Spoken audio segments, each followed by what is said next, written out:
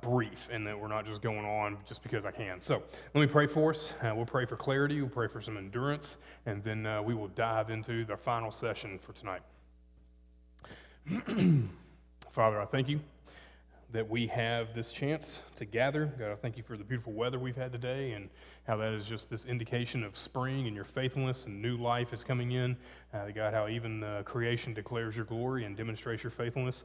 God, I thank you that we get a chance to be able to gather here this night with the doors open and things are just at ease here for us in the most part. So God, I pray that tonight would be beneficial for us, that you would use our comfort to relax us and get us to a point where we can actually hear and be taught about an area of history and about an area of the Bible that we infrequently teach on. And so God, I pray that you would give me clarity of thought as I'm delivering it. As we go for about an hour or so, God, I ask that you would give me endurance, that you would give us endurance, that you would give those who are watching or listening to this after the fact, that you would give us all endurance to be able to comprehend all the things that are going on with all the names that are going to be flying at us. God, I pray that you would cause us to pick up on the big things and see where the details are important and see where the details are just fun, but to recognize that you are sovereign even through all of those details and all of the macro issues that we're going to talk through tonight. And so God, I praise you for who you are and how sovereign you are in bringing about the circumstances so that Christ would come and die for the ungodly at the right time. And God, I thank you for the chance to be able to speak about these things. We pray all this in your Son's name. Amen. All right. Perfect. So this is what we're going to do. We're going to change up what we're going to be talking about tonight just a little bit. Last night we ended up talking about the ascent of Persia. And we were going to start right on with the decline of Persia, but just for whatever reason, I just totally overlooked the Babylonian captivity comes to an end, and all of the people who are left in Babylon actually come back. So that's where we're going to start. So where we're going to be covering tonight is going to be the area of the return from that captivity after 70 years, and we're going to go all the way to John the Baptist tonight. All right, so this is generally what we call the intertestamental period. Clearly, with the return from Babylon, you have Ezra, Nehemiah, Haggai, Zechariah, and Malachi. Those 5 books really talk about this period, but then after Malachi, from there until we get to John the Baptist, it's the period of silence, what we call the intertestamental period. So that's what we're going to be looking at. So here are all the things we're going to be looking at. We're going to talk about Israel's return from captivity. We're going to talk about Greek ascent and then Persian decline. We're going to talk about Alexander the Great. He is the Greek you need to know, and he's actually Macedonian. We'll talk about that here in a bit. We're going to talk about the Diatoid Greek states, the Diatoid Wars. Anybody ever even heard about the Diatoid? Okay, so a couple of us. So the Diatoid, then we're going to talk about the Romans, how they're on the rise, the Greeks are on the decline. We're going to talk about a Jewish rebellion, where that earns them their freedom for a time, the Hasmoneans and the Hasmonean dynasty. Then we're going to talk about the Romans coming into town, actually putting their foot down. That leads to oppression, and then we're going to get to John the Baptist, right? So that's where we are heading. This is going to be covering a period of about 550 years is really what we're going to be talking about. So that being said, we're going to be flying through 500 years. But at this point, this should be fairly common to us. I mean, this is the 5th time that we've done this where we've covered about that much time. So let us drive on from there. Let's talk about the return from captivity. If you read Jeremiah and you read Daniel, there are clear indications that the captivity in Babylon, the exile in Babylon, is only going to last about 70 years. And there's a couple of different ways to begin counting when the exile began. Because if you remember, Jerusalem was besieged 3 different times, and that happened over a course of several years until the very last time when it was absolutely razed to the ground. Well, depending on when you start counting, that also determines when you stop counting. We're not going to get into that, but let me just suffice it to say, it's 70 years. Like, no matter how you start counting and end counting, you're going to end up with 70 years, right? It's just people have their different interpretations of what those 70 years cover. However, when they are on their way back, not everybody just shows up at once. Right? That's not how it's going to happen from a Persian perspective. You're not going to just send all the folks back home in one shot and just say, hey, good luck. Like, that's just not how this is practically going to work either. So there's actually 3 stages that we see with Israel returning back to Jerusalem. And this is where I'm going to slip into calling it Palestine. And the reason I call it Palestine is not because I'm against the Jewish state. It is not because of any reason like that. It's a historical reason. Palestine is the historic name that was given to it by the Greeks and by the Romans later, and then literally every other Western power has referred to that area either as the Holy Land or Palestine, okay? So whenever we're talking about Israel, we're talking about whatever is left of the tribes of Judah and Benjamin and whatever other Jewish people that were kind of hanging around from the Assyrian destruction. When they come back, there is no northern kingdom, there is no southern kingdom. There's really Jerusalem and about a dozen other cities, and that's Israel, okay? But they are in Palestine. So let's talk about their first stage. The 4 big figures that we see there are Zerubbabel and Joshua. They are the governor of Jerusalem, of Judea, of Palestine, and Joshua, who is the high priest. These cats come over as like the first wave of guys who come back in around the year 550, 540 or so, okay, if memory serves correctly. All of that is detailed in the book of Ezra. Ezra chapters 1 through 5 basically talk about Zerubbabel and Joshua. Let's just halt for a moment. The name Zerubbabel, it even sounds like Babel because his name means born of Babel or born of Babylon. So he was a Jewish guy who had some lineage within the line of David, and he was like a highborn, in that regard. He was born into nobility, but he was born in Babylon. And so whenever the Persians were looking for a guy who was going to lead the newest iteration of the Israeli state, they pick Zerubbabel, the guy born in Babylon. They send him over with Joshua as the high priest, and then the next 2 figures we see are Haggai and Zechariah. Haggai is the prophet from the book that bears his name. He is this old dude that we have no information about. He just kind of shows up and puts his foot in everyone's butt and makes them start rebuilding the temple. That's essentially what he does. It's 2 chapters is all it is in Haggai. Zechariah shows up and he starts prophesying literally months after Haggai. So Haggai and Zechariah are the 2 guys who are the major prophets, even though they're minor prophets in our Bible. They are the 2 major prophets that are going to be happening to be prophesying to Israel and providing some of that religious leadership, interceding for the people between God, delivering to the people what God had said, those types of things. So these 4 guys are going to be your major figures.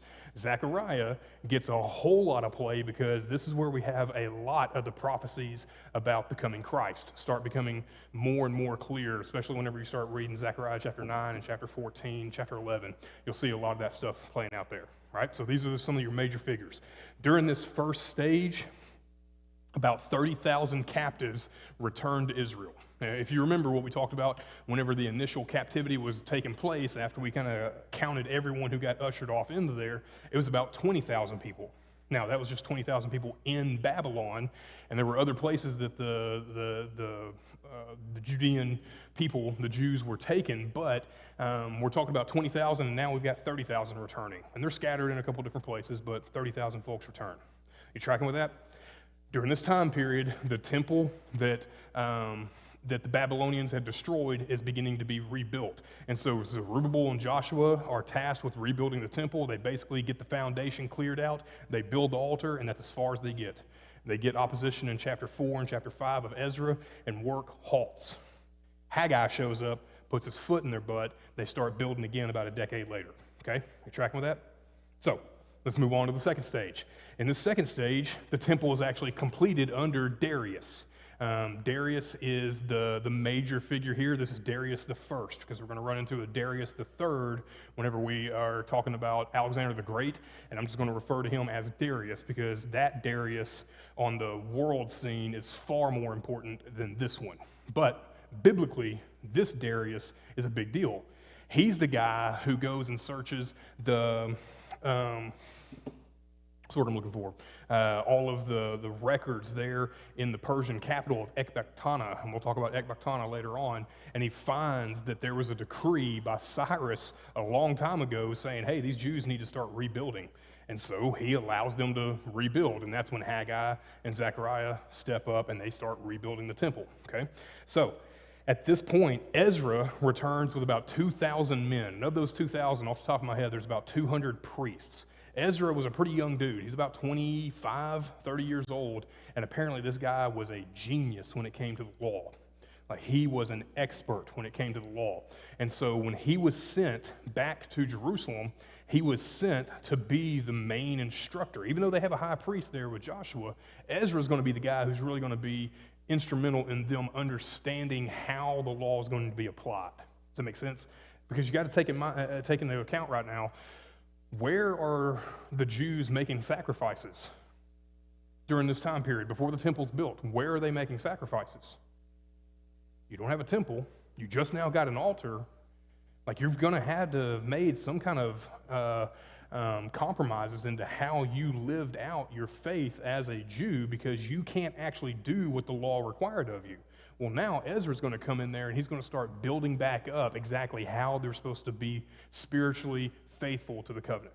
Tracking with that? So, before we move on to the third stage, there's a couple of big things that happen here. Ezra chapter 8 is when you see Ezra actually finally make it back to the temple. Ezra chapters 1 through 5, the temple's starting to get rebuilt. There's opposition. Chapter 6, it's rebuilt. Haggai, Zechariah are there. Joshua is there whenever it is consecrated. It's good news. And then chapters 7 and 8, chapters 6 and 7, there's like this 50-year gap between those two chapters. During that time is when you start seeing the Persians are under the reign of Xerxes, Xerxes, right? Xerxes.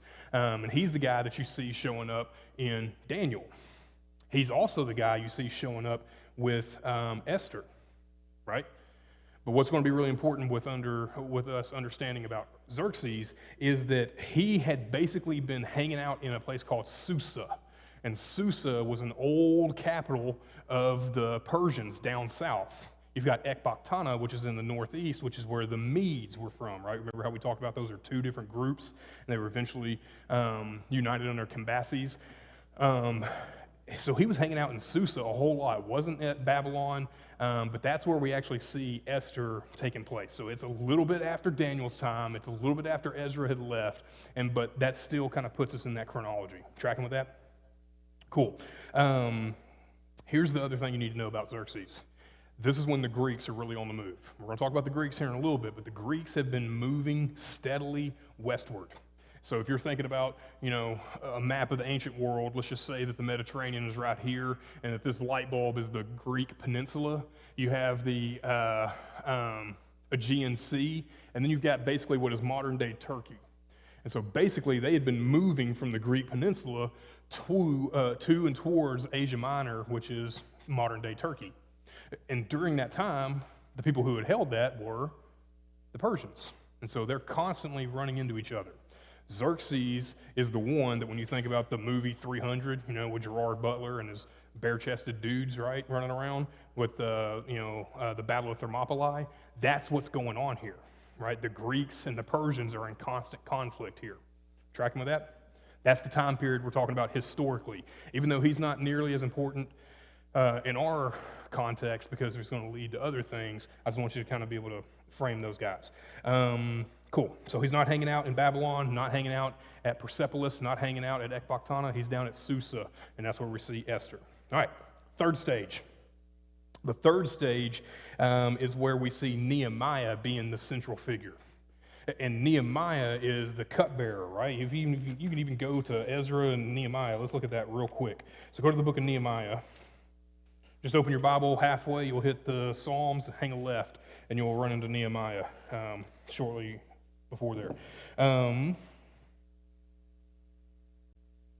Let's pick it up there in chapter 2, verse 1. And in the month of Nisan, in the 20th year of King Artaxerxes, Artaxerxes is not Xerxes. This is much later on, so just hold on to that. This is about 50 years or so after Xerxes is off the scene, maybe a little bit less than that. But either way, the king Artaxerxes, when wine was brought before him, I took up the wine and gave it to the king, and now I had been sad in his presence. And the king said to me, "Why is your face sad? Seeing you are not sick. This is nothing but sadness of the heart." And I was very afraid. Because the king's like, "Dude, what you bringing that negative energy in here for? Like, what's your problem, man? You're supposed to be bringing me my wine. What are you doing?" And Nehemiah just responds by saying, "Man, I've heard a report of the walls around Jerusalem are still in ruins. Like, I want to go fix it." And you read the story, and eventually Nehemiah is sent by King Artaxerxes to go rebuild the walls, right? He is going to run into this cat named Ezra, right? He is the dude that was sent earlier, yeah? And so at this point, Ezra is much older, but Nehemiah becomes the central figure there because he takes kind of the last group of people from Babylon back to Jerusalem. Now, depending on where you start counting the return from Babylon, you may put it right here. You may have put it when Ezra left. You may have put it whenever Zerubbabel and Joshua left. I leave that up to y'all. I don't really think it makes that big of a deal, but there it is. So if you ever hear people arguing over it, that's what they're arguing about. But here's the next thing I want you to see. Look at chapter 8 of Nehemiah. Nehemiah chapter 8, verse 1 says this, "And the people gathered as one man into the square before the water gate, and they told Ezra the scribe to bring the book of the law of Moses that the Lord had commanded Israel. So Ezra the priest found the law before the assembly, brought the law before the assembly, both men and women, who could understand what they heard on the first day of the 7th month, and he read from it facing the square before the water gate from early morning until midday in the presence of the men and women and those who could understand, and all the ears of the people were attentive to the book of the law." What's the last time that we saw this happen? It's with Josiah. And what happened immediately after Josiah they stumble upon the book of the law, they read it, and like revival immediately breaks out. Ezra is now tasked with doing the exact same thing. They are recalling back that pattern of Josiah calling everyone back to covenantal faithfulness, right? Pick it up there in verse 5. "And Ezra opened the book in the sight of all the people, for he was above all the people. And as he opened it, all the people stood. And Ezra blessed the Lord, the great God. And all the people answered, 'Amen, amen,' lifting up their hands. And they bowed their heads, and they worshiped the Lord, their faces to the ground." And then there's this whole list of people there in verse 7. "Helped the people to understand the law while they remained in their places." So this is what I want you to understand. Ezra is standing up on a platform. Everyone who can physically be there is piled in, and he is reading, and they are standing for hours. And as they are listening, there is this group of Levites, these group of other scribes and priests are walking around going, "Hey, did you understand that? You heard what he just said about how this sacrifice works? No? Okay, cool." And these guys would sit there and they would explain it. And as soon as they explained the difficult material, they'd check that dude off and they would just roam around, and these guys were teaching the people. And so you don't just see that the law is being read, you see it being taught, which hadn't happened in quite a while. Pick it up there in verse 8. "And they read from the book, from the law of God clearly, and they gave the sense so that the people understood the reading. And Nehemiah, who was the governor, and Ezra, the priest and the scribe, and the Levites who taught the people, said to all the people, 'This day is holy to the Lord, your God. Do not mourn or weep.' For all the people wept, and they heard the words of the law." When they're hearing this, they're like, "We haven't been doing that." Well, one, let's cut them some slack. They didn't have a temple. How are you going to make these sacrifices? You can't do it at the altar. You can't do Yom Kippur. You can't do the Day of Atonement because you don't have a temple, right? You don't have a place for that to happen. You don't have the Ark of the Covenant to throw the blood on, right? So let's cut them some slack there. But what ends up happening, if you read the rest of those verses from about 8 until 12, you can see that Nehemiah and Ezra, they're getting it like, man, this is starting to turn into a really sour situation. Everyone is starting to like be so wrecked by their own sin. This is what they do. Pick it up in verse 13. "And on the second day, the heads of the fathers' houses of all the people with the priests and the Levites came together to Ezra the scribe in order to study the words of the law, and they found it written in the law that the Lord had commanded by Moses that the people of Israel should dwell in booths during the feast of the 7th month, and they should proclaim it and publish it to all the towns." Verse 16, "And so the people went out, and they brought them in, and they made booths for themselves. So what this is a feast of the booths. And so in God's providence, in the middle of their mourning over their sin, God provides them an opportunity to celebrate his goodness. So in many ways with Josiah, as soon as he starts reading and the people start understanding, revival's breaking out, the same thing is happening here, just in a little bit of a different context. Tracking with that? Any questions about, at this point, functionally, all of the Jews are back in Israel, back in Jerusalem? Yeah? All right. So, all this is taking place while Artaxerxes is the king. Rock on. Now, this is where we almost firmly can close our Bibles. I'm not necessarily going to do that, but we're really not going to reference the Bible very much until we get to John the Baptist, because at this point, the rest, you can read the rest of Nehemiah, which is only a couple more chapters long. It's only 13 chapters, isn't it? Yeah, it's 13 chapters, and you got Esther and then Job. There's really no other material that really covers this period outside of Malachi. So, we're done with the Jews at this point for now. Let's talk about those who were in control in the area with the Persians and then the Greeks, right? So, Artaxerxes, the same guy that we just mentioned, is basically commonly accepted as being the declining point of the Persian Empire. From him until the rest of the Persian Empire is no longer in existence, all the way at Darius III, this is where the decline begins. And the reason for that is they were gradually losing their power over the West. And when I say the West, I mean Turkey. I mean modern-day Turkey, Asia Minor. That's where the Greeks had been pressing them, right? The Greeks had been pushing them. A whole bunch of other tribes from the Caucasus Mountains had been coming down south from the Black Sea and a whole bunch of other areas. It's bad, right? They are getting hard-pressed on every side. So everything here is just going bad for them. And we're not going to spend much time on Artaxerxes, but this is kind of telling you it's going to go from bad to worse in a real hurry, okay? Then you have Artaxerxes II, who is not, I don't think he's his son, I think he's his grandson, so there's a generation or so in between there. He actually goes back to war with the Greek city-states. Let me just stop right there. Do you understand what a city-state is when I say Greek city-states? All right, blank stares tell me no. All right, so whenever we think about nations, we think about the United States is one unified idea. When I say Greeks, and you think one unified idea, no. The Greeks hated each other. They were all piled into different polises, a polis, which is a city, and that would be a city-state. So you had Corinth and Athens. You had the Lacedaemonians down south, right? You know who the Lacedaemonians are? The Spartans, right? Sparta was called Lacedonia, right? That's why, by the way, this is for free. If you ever watched the movie 300, on the Spartan shields, what's on there? It's this weird chevron-looking thing. It's not a chevron, it's a lambda. That's for Lacedonia, right? That's their old name, right? The Spartans hate everybody, right? Then you got the Athenians, they're in Athens, and they're like the philosophers, and everyone hates them because they have the most influence. They've got a great navy. They can get anywhere they need to be, right? You've got way up north, you've got a whole constellation of other Greek city-states. Whenever Darius, Artaxerxes the first, second, third, all these other cats, when they are fighting the Greeks, they are playing the Greeks off of each other. They're having the Athenians kind of run roughshod over the Thessalonians, over the different groups that we have in Sparta or Corinth, all these other places. Kephaleia is another place that kind of comes to prominence there. Just as much as he's fighting them in open battle, he's trying to get them to fight each other. Okay, that's really important because whenever Philip of Macedon and then Alexander after him, that stuff's put to bed. Okay, but for right now, there's a whole bunch of infighting. When I say the Greeks, there is no unified idea of what the Greeks actually do, mean, say, act. There's not this unified idea. Okay, so he goes to war with the Greek city-states, and eventually it doesn't go all that great.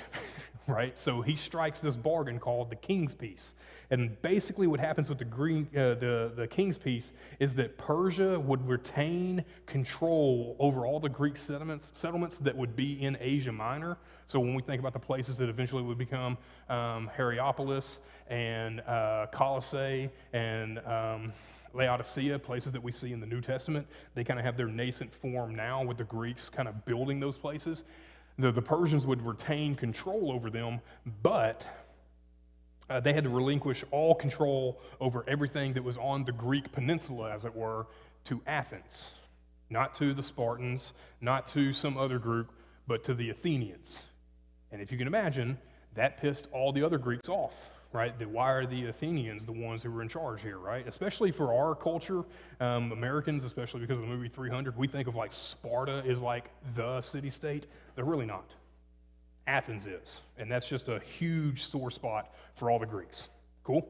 So the Persians are technically in control, but the Greeks are still on the ground. That's a problem. It's eventually going to become an even bigger problem, right? So Artaxerxes III comes on the scene. And Artaxerxes III says, you know what? I'm tired of doing this weird thing where we control the land and we're in charge, but the Greeks are still there. Let's just kick them out. And so they eventually get to moving. They sweep back through Jerusalem and they go back to Egypt and they capture Egypt once again from the Greeks. Because at this point, what would become, no, I'm not going down that path. The Greeks were in charge of Egypt right there, okay? So they eventually recapture Egypt, and then whenever they couldn't get any further on Asia Minor, they strike an alliance with Athens once again and said, hey, you know what? We'll let y'all stay in charge, but everyone else has to get out of Asia Minor. So they signed this deal, this alliance with Athens, and that basically Athens would have complete control over the Greek peninsula, and that the Persians would start taking more and more control over modern-day Turkey. You tracking with that? All that to say is that all that's going to be undone about a year later. Every bit of it, because there's this cat, because you got the Greek peninsula right here, but way up north is a place called Thrace and Macedon. And Thrace and Macedon is where this cat named Philip II is from. Philip the Macedonian, Alexander the Great's father. He defeats Athens and he basically unites all of the Greek city-states under his banner. So when I say the Greeks, we're really talking about Philip and Alexander, who are Macedonians, who were looked down upon, especially by the Athenians, right? Because Athens were the ones who were, top crap down on the peninsula, and now they're subjugated to this guy from way up north. Are you tracking with that? So all that is undone, essentially, as soon as Philip shows up on the scene. And that's where we have Darius III and Alexander the Great. Alexander come to power during this time. So you're talking about 340, 335 BC. A little bit different for each of those guys. So Artaxerxes III, he eventually is replaced by Darius III. Darius is the one that's going to be fighting the real war. All this other stuff had been taking place in Asia Minor. Had been kind of these skirmishes going towards Thermopylae, a couple of battles there on the Aegean Sea, but none of this was on actual Persian homeland. That's about to change. Tracking with me there? All right, so the Greeks are growing in power under Philip and then under Alexander, and the Persians are getting worse and worse, namely because of the Greeks.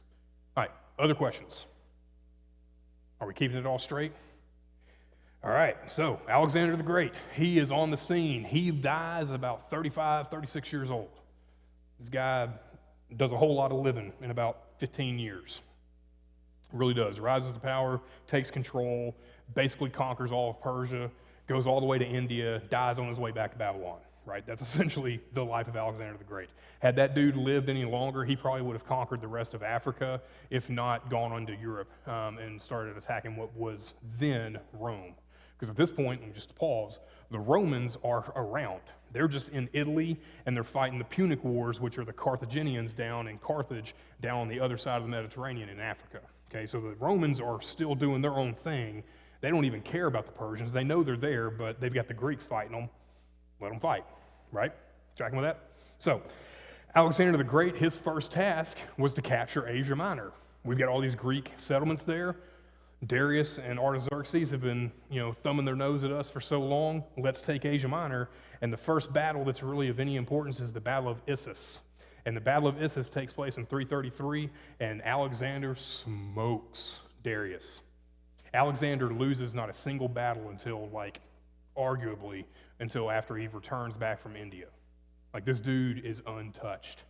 And he smokes Darius, and Darius has almost 2-to-1 odds on him. Okay? The Battle of Issus is bad. During the Battle of Issus, This is where Alexander literally actually has a confrontation with Darius. We'll talk about the second one here in a bit that's actually more famous. But during this time, Alexander actually captures Darius's entire family. He captures the entire royal family of Persia, like 15, 20 people. Like, that's a big deal, right? Darius has to scuttle back off to Ecbatana. He has to regather all of his forces because half of his dudes are dead out in the field. So he has to go all the way back to these old families of the Medes, right, up in Ecbatana, and gather his strength so he can come fight Alexander again. Tracking with that? So he retakes Asia Minor. So he essentially takes Turkey, and pretty much everything from here to the wall is all the way to India. He has a straight shot. He can go do whatever he wants. You would think that Alexander would keep heading east, but instead, he goes south. So he takes the right-hand turn and comes straight south, coming from Turkey, because he's going to Egypt. Because remember, the Egyptians had been ruled by the Greeks at this time. Artaxerxes II recaptured it. I'm going to go take it back. And here's the deal. As he is going through every single place in Palestine, he is greeted as a liberator, because the Persians were some pretty bad hombres at this point. And Palestine in this area had just constantly been fought over, that they always had people ruling over them, and every time a new dude would show up, he needed to assert himself as to how bad he was, and so taxes go up. And so people get arrested, people get killed, right? It's just this revolving door of bad things are happening there in Palestine, right? So Alexander, every place he goes, he's basically just treated as a liberator, and people welcome him. They open up the gates, and he just strolls in. About the only place that he doesn't conquer is Tyre. It's a whole other story. We won't get into it, right? So he is seen as a liberator of Persian control, and then we have the Battle of Gaugamela. Has anyone ever seen the mosaic of Alexander the Great, where he's on a horse and he's got this really stupid long spear, and then there's Darius sitting up on a chariot? And if you look at the mosaic, like, you've got Alexander here and Darius, and like this whole top portion of the mosaic is missing. That mosaic, that picture, is from the Battle of Gaugamela. There, again, Darius is absolutely throttled by Alexander. Alexander was actually outnumbered like 3-1 this time and smokes him.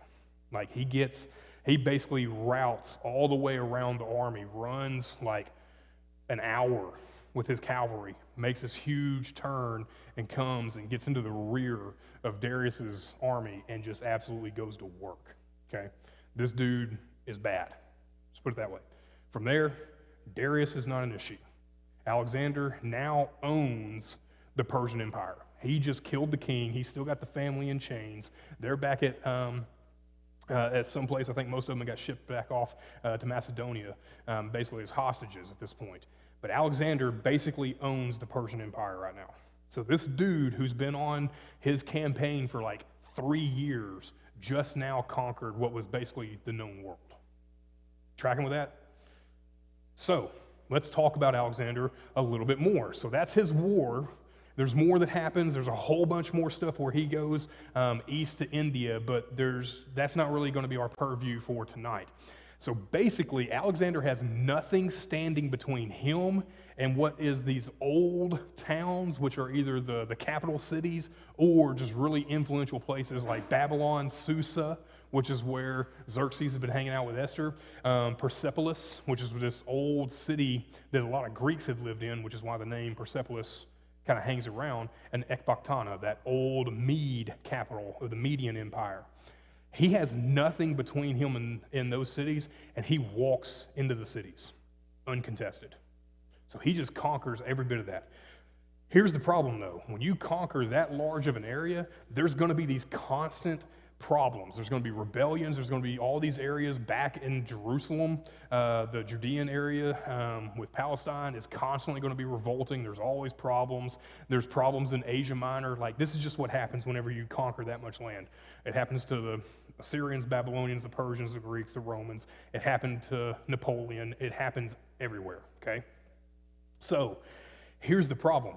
He eventually goes from India, and he's got to come back because he's got to consolidate his power, because he's about to lose the empire, because he is literally on the other side of the earth compared to where Macedonia is. He's got to get back so that people don't think that he's no longer the king. But what is one thing that we can remember from Alexander that is like one of the most enduring things about his name? What does he start founding everywhere? You know the word. Cities. What does he name all of these cities? So here's it. Alexandria. He names all these cities after himself.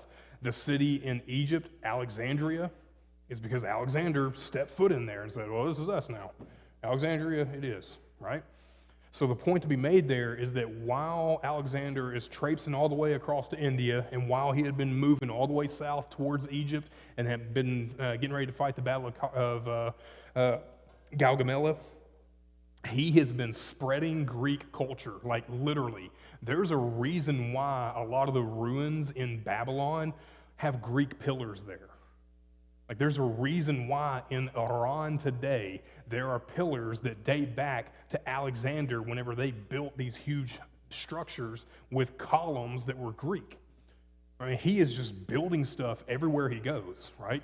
At this point, coinage becomes much, much, much more common. People actually start using mints where they create coins that are going to basically change like every 5 years or so. And Alexander is taking advantage of that, and he's stamping his face on this stuff, and we have coins from Greek culture all over the place, right? So he is spreading Greek culture and grandeur, and this is what we call the Hellenistic age, okay? You ever heard the phrase the Hellenistic age? Hellenes is just the word in Greek for Greece. So this is the age of Greece being spread over what is the known world, right? What is the known influential world, because over in Europe, man, nobody cares about that junk. Like, literally. That's just a whole bunch of ununited tribes who live out in the woods, right? But we got Assyria, we got Jerusalem, we got, Egypt. How many years has Egypt stood the test of time? Who cares about northern France? Like, right? We're talking about the known world, and Alexander is bringing Greek culture, and he is absolutely overrunning those cultures. And he is causing Greek Hellenistic culture to be the main thing. This is where the primary language then becomes Koine Greek. So the question that we ask to kind of initiate this whole conversation, this whole series of teaching is, how is it that we went from the Old Testament being written in Hebrew to the New Testament is written in Greek and the Romans are in charge? This is the reason the New Testament's written in Greek, because for 300 years the language had been Greek. By the time that the Jews are there in Jesus' day, yeah, they spoke Aramaic, but everyone spoke Greek, even the Romans, which is weird, right? They spoke Latin, they spoke Greek. It's crazy, right? But the Greek language endures. The word koine, you have three kinds of Greek. You have modern day Greek, which is called modern Greek. You've got ancient Greek, which you think about Homer, you think about the Odyssey and the Iliad, right? The Iliad and the Odyssey. That's written in ancient Greek. But then you have this huge section in the middle called koine. And koine in Greek just means common. It's common Greek. Why is it common Greek? Because everyone speaks it, right? Because Alexander made sure you spoke it. Because if you're going to control an area that large, you've got to have something that unites you. That means Greek culture, that means Greek money, that means Greek language, yeah? So that's one of the first big pillars that now finally gets answered as why we started this series, yeah? All right, any questions about Alexander the Great? Fascinating. My crowning achievement in my undergrad was I wrote a paper on Alexander crossing the Hydaspes River. It was 17 pages. I wrote it start to finish in 3 hours. I made an A on it. I had done all my research. I knew where I was going, but do as I say, not as I do. Do your work. Write your papers about a week before. Do that. Edit. Do what you need to. All right, so let's talk about the Diatoid Greek states. The Diatoid states, or the Diatoid wars, right? The Diatoid, just real simply said, Alexander dies on his way back to Babylon to consolidate his power. He doesn't make it. He catches a fever, he dies, boom. The empire is now in shambles. Alexander does have a son that is born about 8 months, 6 months after his death, but he doesn't have an heir. And if you don't have an heir for an empire this big, that's a problem, because what's going to naturally happen after that? War. People are going to fight over it. Well, the people who fight over it are called the Diatoid. Diatoid in Greek just means successors.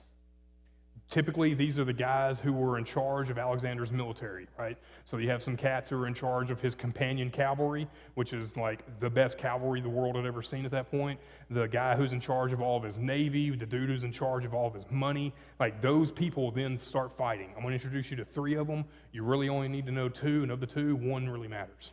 Tracking with me? So here are the 3. Antigonus is the guy who is in charge of Macedonia and Greece.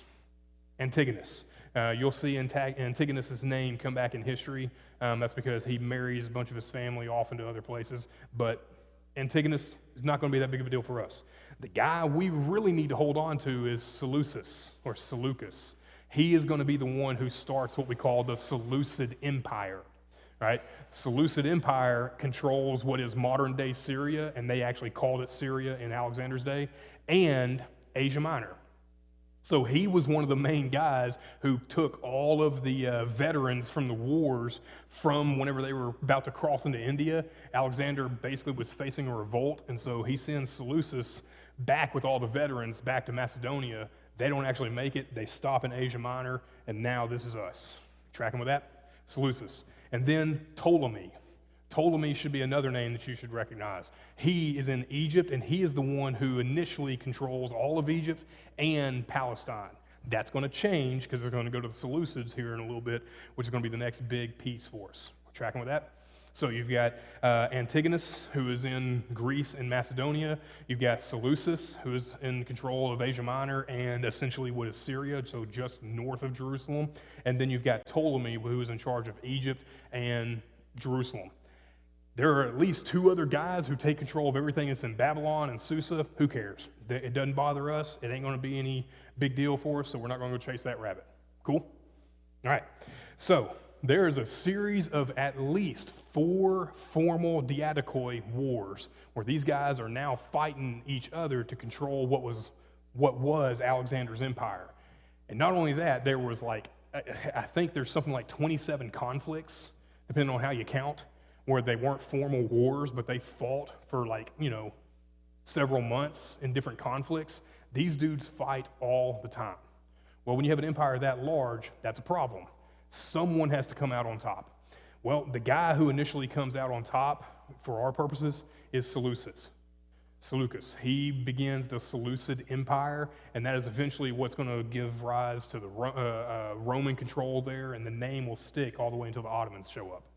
Okay, just so you know. So the Seleucids. Here's the next thing I'm going to tell you. All this kind of takes off about 275, 280. Everything stabilizes until we get this situation. And then you have the Battle of Punic in 198. The Battle of Punic is the turning point for Palestine, because this is when the Ptolemies officially lose control of Palestine and Jerusalem and everything else, and they never retain it again. The Ptolemies and the Seleucids had fought several times, and they had traded Palestine a couple of times back and forth, but now it's no longer going back to the Ptolemies anymore. It is firmly with the Seleucids. Okay, all that being said, this is really important because there's this cat named Antiochus III. Antiochus III is going to be really important because he is Antiochus IV's father, right? Antiochus III wanted to recapture Palestine, and so he does. And here's the problem. He wanted to take Palestine because he had been getting pushed off of Asia Minor by the Romans. The Romans had firmly started encroaching because of Carthage and their control over the north-central part of Africa, and they had started working their way east. They took over Egypt eventually from Ptolemy, and they had been working their way east through Asia Minor. And so Seleucus is getting squeezed, the Seleucid Empire is getting squeezed, and so they've got to take over Palestine because the Romans are on their heels, which then brings us to decline of the Greeks and Roman ascent. Okay? All right, questions here. I know it's a whole bunch of names. We're covering literally a century at a slide, but this is what we're doing. All right, so let me say this. The Romans had been around since like the 4th century, the 5th century BC. They've been around for like 300 years at this point. They were mainly confined to Italy. They'd been growing into the Balkan states, they'd been working their way towards Greece. They'd been working their way through South France and then Spain, that kind of jazz. But really where they started becoming a big deal is what I'm talking about here, is whenever they started fighting the Punic Wars. And the Punic Wars, there's at least 3 of them, if I recall correctly. This is when they fought Carthage, which is Carthage is the city that's in North Africa that basically runs the Mediterranean. They are a ship-faring people. They are all over the Mediterranean. The Romans suck with ships, absolutely suck. And so they would hop from Italy to Sicily to a couple other random islands, and they would just eventually make their way to Carthage. But there was one time that they didn't. They trekked all the way around, basically what was Spain, and to what we would get to, golly, what's the name of the rock there? Starts with a G. It's the land bridge that's no longer there between the southern Spain and then North Africa. Either way, so they cross right there, and that sets the precedent that, hey, instead of just us fighting on the seas, we could fight going on land. And there was this cat named Hannibal who did just that. And you know what? Hannibal took the exact opposite route whenever he made it to Rome. This is whenever he crosses the Alps, which is the Alps is what's there between France and Italy. Before you get into Italy, there's this huge plain. He takes elephants over that, right? So this is Hannibal. This is the Punic War. So like that's our time frame. Just say it this way, the Romans win it and they smoke Carthage. They eventually salt the earth. I mean, literally they take shiploads of salt and they cover the ground, and literally nothing grew for like 100 years outside of Carthage, okay? The Romans are not to be messed with. So the Punic Wars are what caused them to have all this expansion, and now we return to Antiochus III. He wanted to say, you know what, let's get back into Greece. The Romans have been pushing in, and the Romans say no. You're not going to take Greece. And they fought and they fought and they fought, and the Romans just kept winning. The Romans and the Roman Empire, at this point it's the Roman Republic, man, they are not to be trifled with. I mean, these guys just, they're not, okay?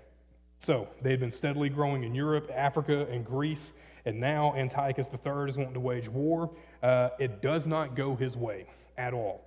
And then we have what they call the Treaty of Apamea.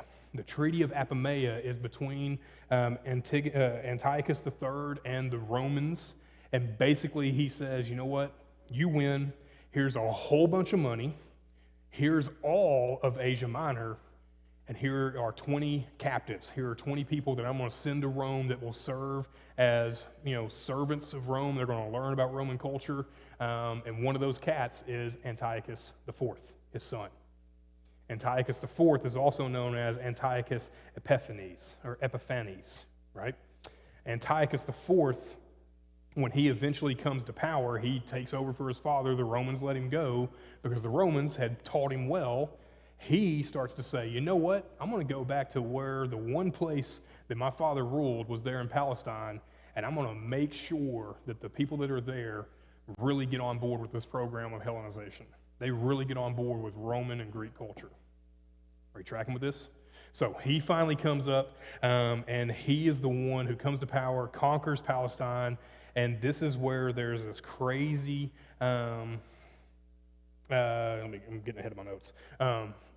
There was this crazy scene where Antiochus Epiphanes, he installs a bearded statue of Zeus in the temple in Jerusalem. So if you read Daniel chapter 11, the one man of lawlessness, the desolation, they, depending on your interpretation of Daniel 11, many people look to Antiochus IV as being that guy because he literally installs an idol in the temple. Are you tracking with me? The temple has only been around, the second temple, for about 300 years or so, yeah? And because of that, the Jews get pissed and they rebel, okay? So you've got Antiochus IV is actually in charge. He installs this idol of Zeus, of Jupiter, and they say, yeah, we're not going to take that. And so they don't, okay? We're tracking with this.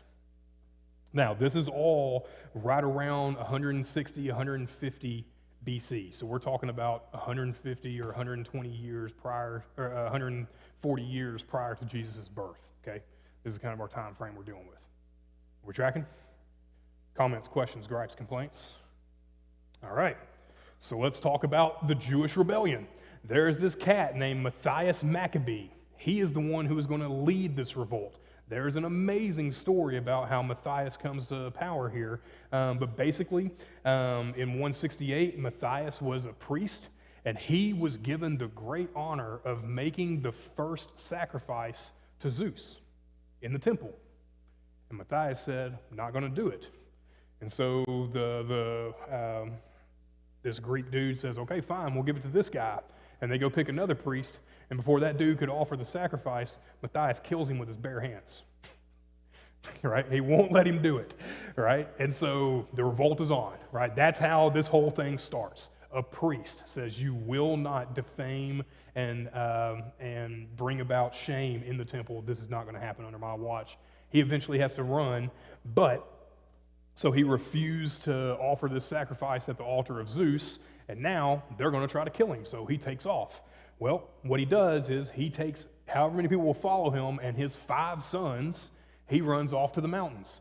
And what they begin to do is they start gathering their strength, and instead of attacking the Greeks, they started attacking Jewish settlements who had accepted Greek control.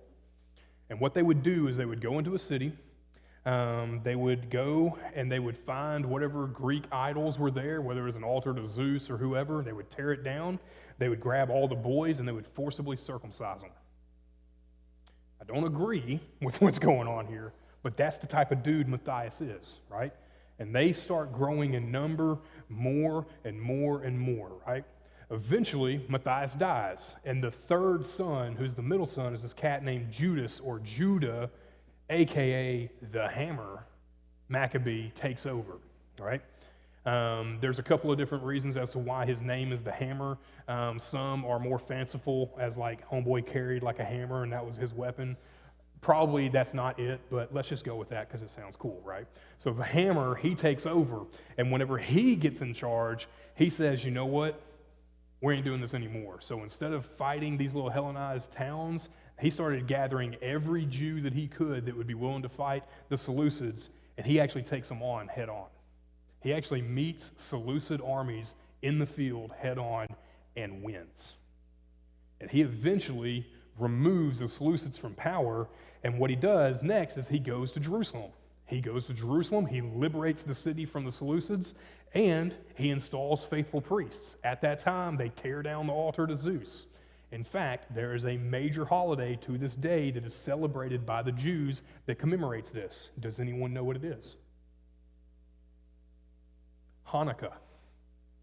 Hanukkah is the celebration of Jerusalem being liberated by Judas the Hammer Maccabee and installing faithful priests who will now be able to offer sacrifices rightly in a newly liberated Jewish state. Are you tracking with that?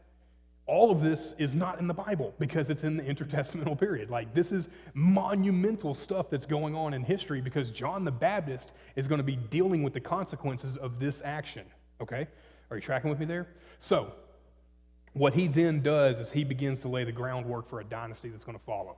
That would be the Hasmonean dynasty, the Hasmoneans, right? So Judas takes over, they take over Jerusalem, they liberate the city, they install faithful priests. By the way, Hanukkah, that word just means dedicate. So they dedicate priests, right? They dedicate faithful worship of God again. That's what this word Hanukkah means, right? And so at that point, Judas eventually dies in battle, and his youngest brother, Jonathan, takes over. He eventually is made high priest, and then he dies. He's actually assassinated, okay? And whenever he's assassinated, his oldest brother, who is the second oldest at this point, this cat named Simon, he takes over as high priest, and now we're in the year 143, okay? So Simon is the one who is in control of Jerusalem as the high priest. There's a whole bunch of other folks kind of standing at their back that really provides the power there. But remember, Matthias Maccabee was a priest. So they are in a priestly lineage, and so he rightfully has this office. Are we tracking with that? All right. One final note. The name Maccabee should ring a bell, okay? If you know anything about the Apocrypha, the additional books that are in the Roman Catholic Bible, right, in a Catholic Bible, there are two books named 1st and 2nd Maccabees.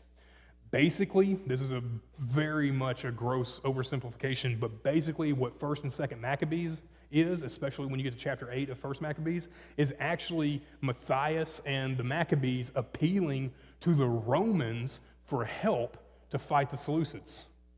That's actually what's going on there. And in chapter 8, you actually see like a copy of the treaty that they were wanting to sign. And so basically what happened as a result of 1st and 2nd Maccabees, the letters that we have in the Apocrypha, I say we, that are in the Apocrypha, that essentially is the context and the content of the Roman-Jewish treaty that was signed in 161.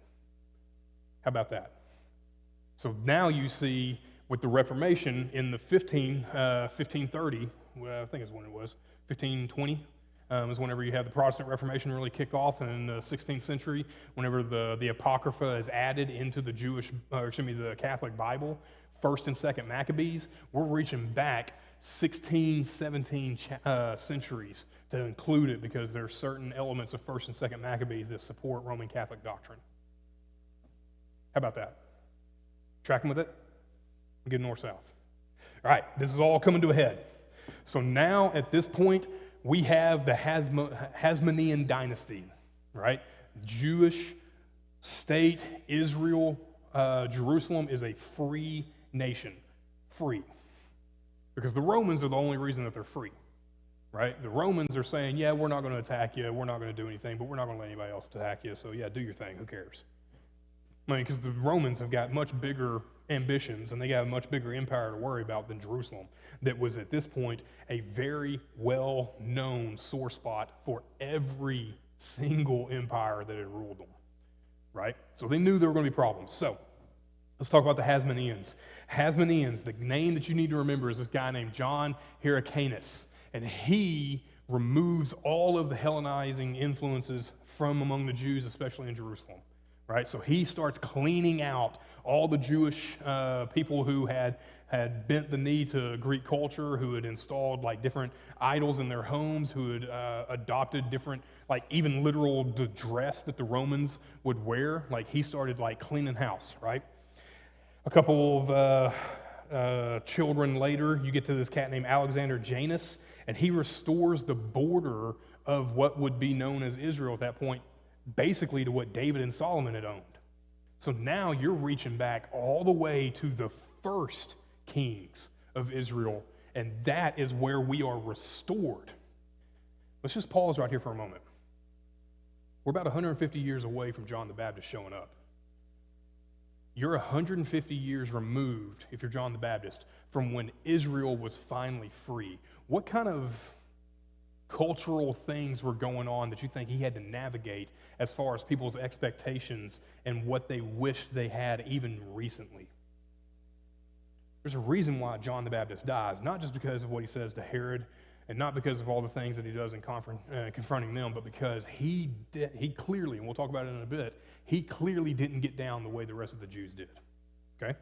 So, Alexander, he restores the borders, and the problem with that is now you've got this group named the Pharisees who are starting to show up. The Pharisees have their initial beginnings back in Babylon because the Pharisees were the ones who said, you know what, we've got to make some compromises on how we actually worship God because we don't have the temple, we don't have certain things, we can't actually worship the way the book of the law says we should. So the Pharisees have been around for a while, but at this point, their whole point is to try to drive towards spiritual fidelity with God, to return to the covenant, okay? Well, there is basically a whole bunch of strife that we're not going to be able to get into it. I don't want to get into it.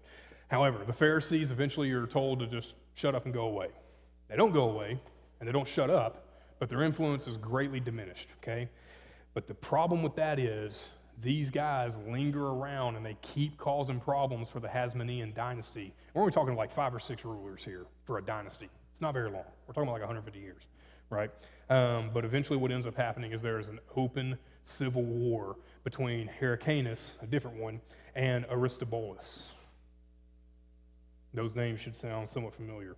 And what happens is the Romans, who are like the protectorate state of Jerusalem and of Palestine, they see all this stuff happening, and they're like, we're not going to let this happen again in Jerusalem. We are not going to be like the Babylonians. We are not going to be like the Persians.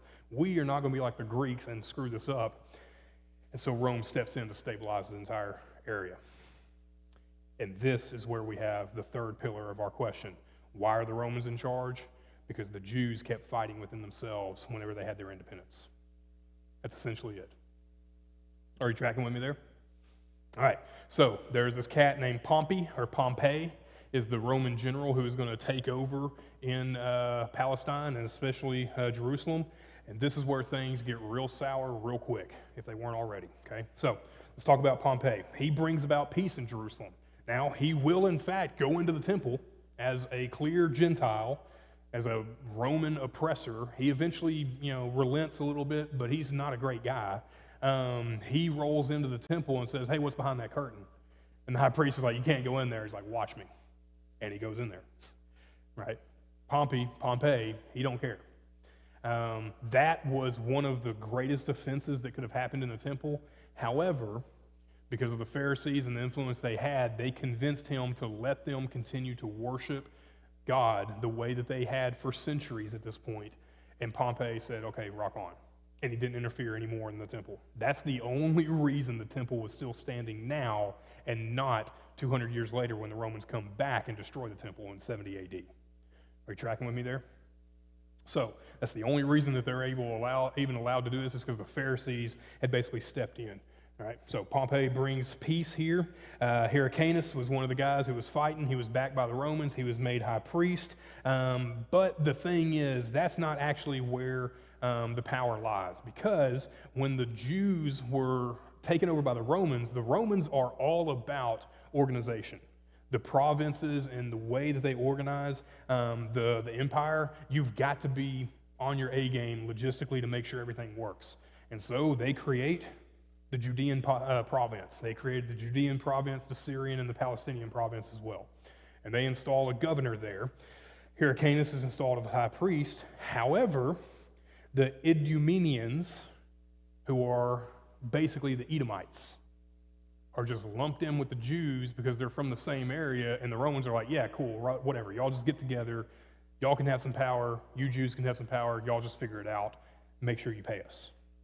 That's essentially how they get down, right?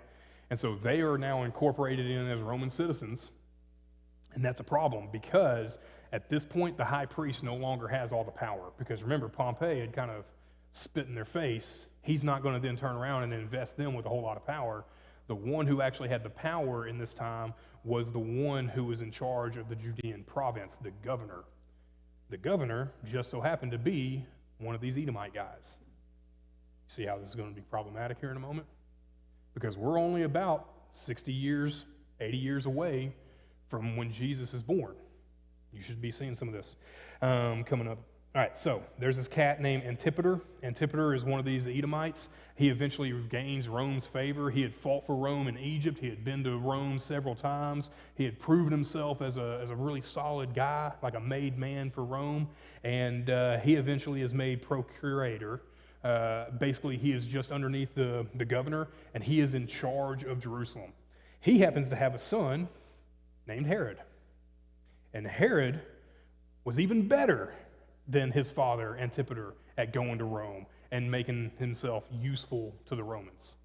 Are you tracking with me? Herod eventually, because now the Hasmonean dynasty were purely Jewish. Antipater and Herod are not. Okay? This is when the Hasmoneans eventually get removed completely from Jerusalem whenever Herod and Antipater come to power. Okay? Here's the name you should recognize. It's not just Herod. It's Herod the Great. This is the guy who was an excellent politician. The first time that he takes over ruling in Jerusalem, the first thing he does is he lowers taxes. Pretty good deal. About 5 years later, he does it again. Not only that, all the money that he's not getting from taxes, he is actually investing his own personal fortune, and he actually repairs the temple. In fact, he expands the temple. This dude knows what he's doing in Jerusalem. Even though he's not really Jewish, he's got the love, as it were, from the Jews because, what else are they going to do? The guy's cutting our taxes. We don't have to pay him any money, and he's fixing everything in Jerusalem. What else are we going to do? So this dude was an excellent politician. However, he was also exceedingly cruel. Towards the end of his life, he has at least 4 of his sons murdered because he didn't want to give up power to them. He didn't want to get his own throat cut, so he killed them first. The climax of his evil is whenever Jesus is born. He says, you know what? Every single boy who's 2 years and younger, kill them all. That's this guy. Are you tracking with me? So now we are firmly on Jesus' doorstep. Jesus is born. John the Baptist is already born. And now we've got some problems to work through, right? You can go read Matthew chapter 2, 16 through 18. You can see the decree, go and kill all these boys, find them, do it, okay? Here's our last bit. John the Baptist. The reason I want us to talk about John the Baptist is because he is inheriting all the cultural phlegm that had been coughed up by Israel for the last 150 years. Let me just put it this way. During John's life, there was this heightened sense and anticipation of being freed from the Romans. Why? Because they just had freedom, right? Everyone wanted to be liberated from Rome. They were being oppressed. The Romans did not care about the Jews. They cared that they paid. As long as you pay your taxes, we don't care. But they're going to get their pound of flesh one way or another, right? And they had just had freedom as an independent state, and now the Romans won't let them do that. And so there's just this heightened anticipation of being liberated from the Romans.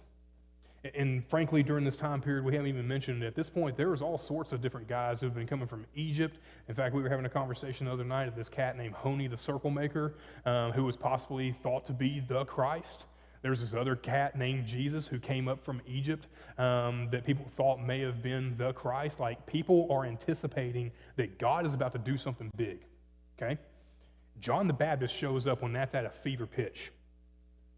The Pharisees are now kicking around, and they have actually grown in prominence. They had been working their way into the temple. They had been on the Sanhedrin, on the council there, and basically their primary goal was seeking spiritual fidelity to the law. And John has to deal with them. Literally, the first time you see John talk to anybody other than the crowds is answering questions from the scribes and the Pharisees who had come up from Jerusalem saying, hey man, why are you doing this? Under whose authority do you do this? That's because the Pharisees were the ones who were in charge, essentially, of the religious life. We hadn't mentioned this group, but the Sadducees. The Sadducees were kind of like the aristocracy in Jerusalem. They were much more closely aligned with those who were all about Greek and Roman culture. They had been Hellenized, and they didn't think it was a bad deal. They were all about, hey man, just get along with the Romans, or, so let's just get along. And John steps in and says no to all that. And he says, I'm after the Christ. I'm here to prepare the way for him. So whereas the Pharisees were looking for covenantal faithfulness back in the Old Testament, as it were, the Sadducees were looking beyond Scripture to the Romans to say, hey, as long as we get along with them, we're all right. John says no to all of that. And he says we need to be pursuing Christ. There's a reason why when John first sees Jesus, he bursts out with, behold, the Lamb of God who takes away the sin of the world. How many times have I mentioned over the last 3 nights that that issue is not a practical one, it's a theological one? He had been living in the practical realities of the world at this point because of just what was going on around him. But John saw the theological impact and the weight of the moment that he was in right there. And so, John the Baptist is on the scene. Now we got Jesus. And that's where we end. So let's just recap where we've been tonight. We talked about how the Jews had returned from Babylon, how the Greeks were rising, the Persians were falling, and then we talked about how the Persians were no more and the Greeks eventually start to decline because of Alexander the Great and his Diatoid state. And then the Romans show up, and then the Jewish state is free for a little bit of time, about 100, 150 years, and then you get John the Baptist. And that essentially is the intertestamental period, about 400 years. What questions do you have about tonight? Or for anything that we've covered for these first 5 or all 5 of these sessions? I know there's a whole lot. I know it's been drinking from a fire hose. Is there something I can make more clear? Is there something I can add that would be beneficial?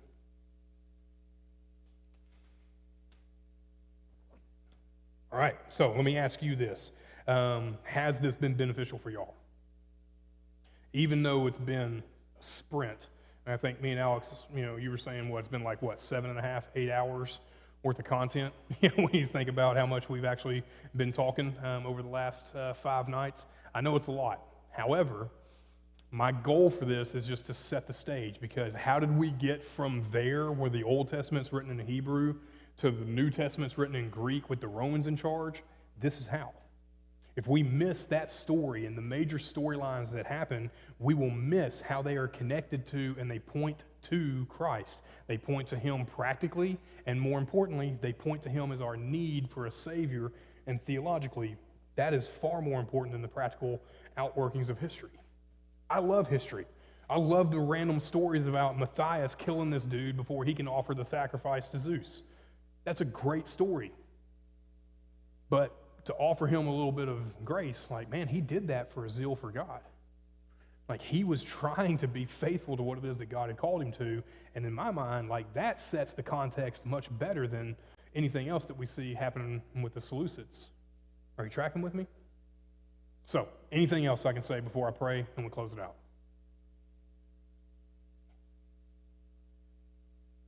All right, let me pray, and then we will be done. Father, I thank you that we have sprinted through the entire Old Testament and the storylines that are connected that bring us to where we are in our context in the New Testament and how we're able to look back on that. God, I thank you for the way that you sovereignly have overseen this process and that you have guided with your omnipotence and with your wisdom to bring about the conditions so that we can read along with what Paul says, is that at the right time Christ died for the ungodly, and that we know that at the perfect time you sent your Son to be born in the likeness of flesh so that he might make a payment for the sin that we commit, and that all of Israel had committed, and everything that we've already seen, that he would pay for that ultimately, and that we can be forgiven. Father, I pray that we would understand the context of all these things so that we can worship you better. Yes, that we would know what's going on, and we would be more intellectually well-rounded to understand the setting in which we read these things. God, I pray more than anything that we would see that obedience to you is far more precious, far more valuable, and far more important than we actually think, and that we can see that just from the stories that we've covered over the last week. So, Father, I thank you. I pray that you would bless these students, these men and women who are here. For those who are watching online or listening after the fact, God, I pray that you would bless them and that you would use this as an encouraging way for us to understand how good you are. And God, that you would make much of yourself even from this. So, Father, I thank you for your foreknowledge and your power. Holy Spirit, we thank you for calling us and sanctifying us in a way that only you can. And Jesus, we thank you for sprinkling us with your blood. We pray all this in your name. Amen. All right, gang, if you got any other questions, you can hang around. I'll answer them after this.